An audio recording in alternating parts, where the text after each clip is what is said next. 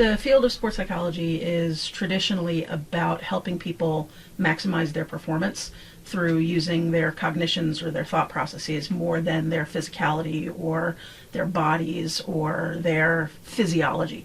So sports psychology is really the practice and science of training yourself to think better so that you can perform better.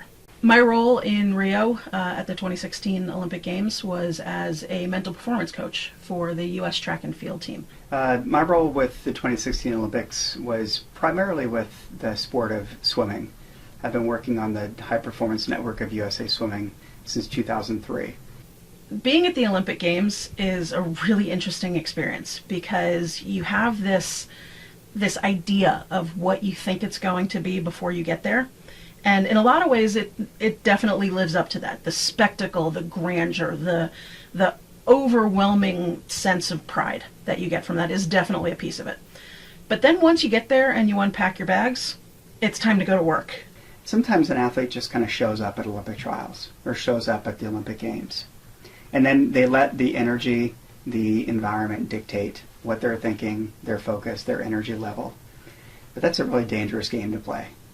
What I want an athlete to do is to go into that environment prepared for what it's going to feel like, prepare for the distractions ahead of time, have a plan for what they're going to be thinking, how they're going to be thinking it. As an associate professor of sports psychology at Cal State Fullerton, pretty much what I do on the ground at an Olympics or at a World Championships is exactly what I'm talking about in the classroom with our students. Our students benefit from the real world experience that we get to have when we go and we work with these performers. So the theories that we talk about in the classroom are exactly the things that we see impacting performance on the ground at a World Championships, at an Olympic Games. So the opportunities that I have as a consultant in the quote-unquote real world are the exact examples that I get to use to make the curriculum come to life for our students in the classroom.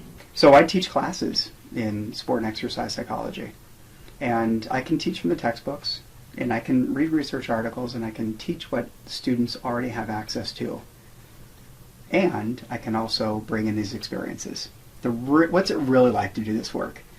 I can tell you very honestly that there probably is not another program in the country at the master's level for sure that has the faculty who are involved at these levels as we have at Fullerton.